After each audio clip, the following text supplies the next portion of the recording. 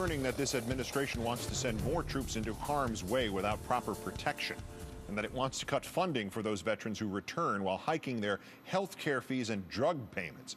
If we were to learn that hundreds of wounded American soldiers back from Iraq are forced to endure substandard care in shoddy, rundown facilities, maybe it shouldn't be so shocking. But in our third story tonight, it is shocking and offensive, and an indictment of the political hypocrisy that has been substituted for the absolute mandate presented to every American government by President Lincoln to care for him who shall have borne the battle and for his widow and his orphan, a mandate the current administration is ignoring. Reporting for the Washington Post, NBC News, and MSNBC is the Post's Dana Priest. Tucked away in a northwest Washington neighborhood is a former hotel the Army simply calls Building 18. It's an unlikely place to house injured soldiers in the nation's capital. But the respected Walter Reed Army Medical Center, just across the street, is overflowing with the wounded from 5 years of war in Afghanistan and Iraq. So for some of the 700 outpatients, Building 18 is now home. Walter Reed clinical social worker Joe Wilson. So they had to do a quick renovation, which was very quick and very cursory, that didn't necessarily address all of the issues that you'd want to address if you were building a barracks. Many soldiers living here are being treated for brain injuries and psychological stress. They've been promised the best the nation can provide. We owe them all we can give them. But as a Washington Post investigation found, conditions here are far from ideal. Mold and peeling wallpaper, shower rot, mice and cockroaches.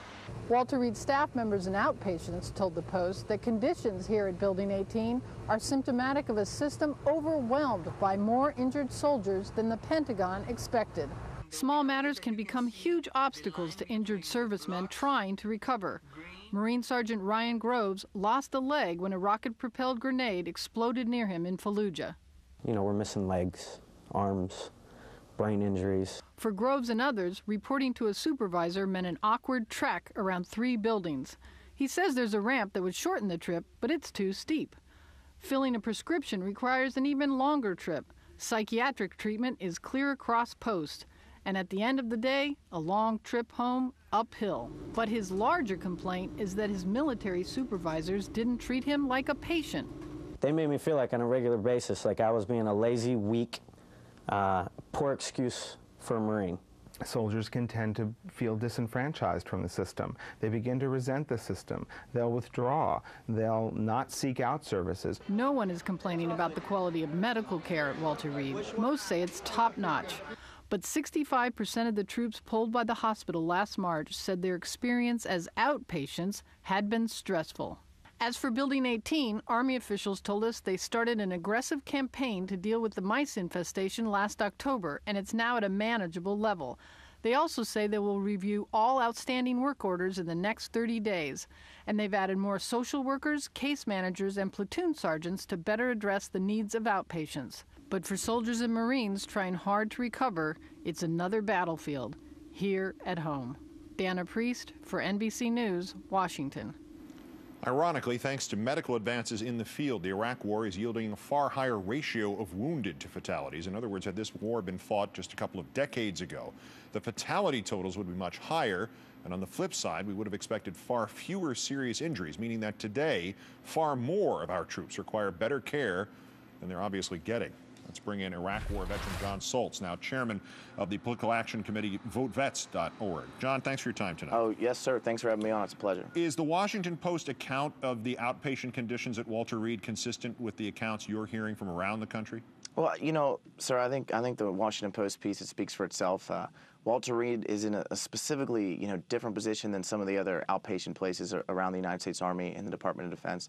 Last year the Republican Congress decided they were going to brack a lot of military installations around the country, which means base realignment and closure. Walter Reed, it came up on that list. So I think, you're seeing the effects of that policy, which is, why are you going to fix the paint and clear the mice out of an institution that's closing? I think the second striking, thing about this piece is that this is actually part of the Department of Defense, that this is not the Veterans Administration, which we know is woefully underfunded. The DOD is responsible, for these soldiers until they leave active duty. So basically the same administration that brought us no body armor and no up-armored Humvees is the same administration that just brought us mice at Walter Reed, and their support for the warfighter is abysmal. Even if this country had to pay full price at private hospitals so these guys, our neighbors and our friends, could get the care that they need at full price, no insurance, could the cost possibly amount to more than a microscopic fraction of the billions we've seen vanish down the rabbit holes in Iraq? No, sir, not at all. You know, votevets.org, we did this, you know, this big commercial with body armor, and we blew up the body armor, and, you know, it cost me $1,000 on eBay to buy the piece, and when my unit went to Iraq, you know, we were cross-level on plates, you know, we didn't have up-armored Humvees. It took public embarrassment for that. So the tactical equipment, it's actually not that expensive. And what makes this so shocking is the money is there for the Pentagon. They get what they request. They get the supplementals from Congress. So what this is an administration that's dedicated to the high-end corporate contractors, you know, the high-end weapon systems in the sky, the super-duper missile defense systems that alienate our allies. You know, these are the same people that are making $40 million a year in their corporate contracts. And that money's coming into the political system on one side. And one of the really things we do at Vote Vets is we try to fight for the warfighter.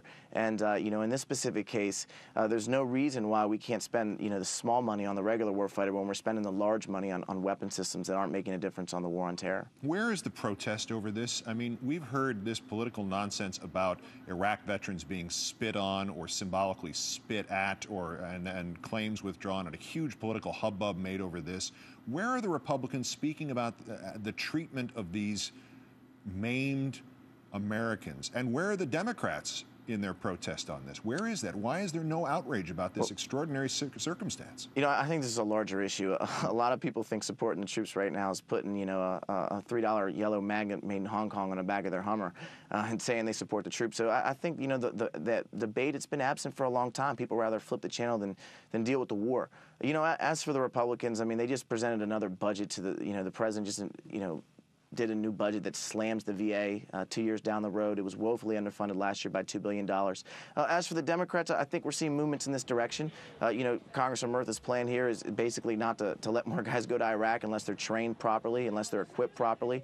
So this is the first time we're actually seeing oversight from Congress, and I expect to see that. And there's no reason why the President and the Secretary of Defense, who controls this facility, shouldn't have an immediate investigation. And Congress should demand hearings immediately on this, because our troops deserve the best, and they deserve, you know, support that's worthy of the sacrifice they're making in this war. To protect he who has borne the fight. It's shameful. There's no other word for it. John Soltz, Iraq vet, chairman of votevets.org. Our greatest thanks for your time tonight, John. Thank you, sir. Appreciate it. Also